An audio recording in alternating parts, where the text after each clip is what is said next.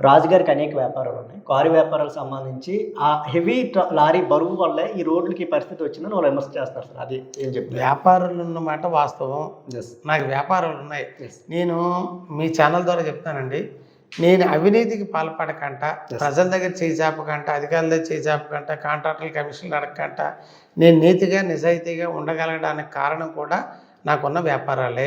నాకు mining business ఉంది, నాకు గ్రనైట్ క్వారీలు ఉన్నాయి, అలాగే ప్రీషియస్ స్టోర్స్ క్వారీలు ఉన్నాయి, నాకు లేఅవుట్లు ఉన్నాయి, రియల్ ఎస్టేట్ ఉంది, కన్స్ట్రక్షన్ ఉంది.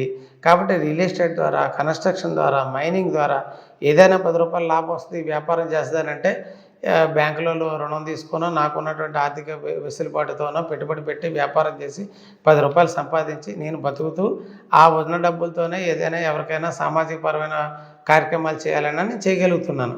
2, మీరు ఇందాక అన్నారండి, నా క్వారీ లారీలు తిరగడం వల్లే రోడ్లు పాడైపోతానండి. అందరూ అన్ని క్వారీలకు సంబంధించిన లారీలు ఎలా తిరుగుతున్నాయో నా లారీలు అలాగే తిరుగుతున్నాయి తప్ప, మా రాయికి సంబంధించిన తప్ప. దానికంటే అదనంగా నేను ఎమ్మెల్యేని కాబట్టి వాళ్ళు 2 రాళ్ళు వేసుకుంటే నేను 4 రాళ్ళు వేసి అలాగే లేదండి. యాజ్ పర్ గవర్నమెంట్ నామ్స్ ప్రకారంగానే నా వ్యాపారం నేను చేసుకుంటున్నాను.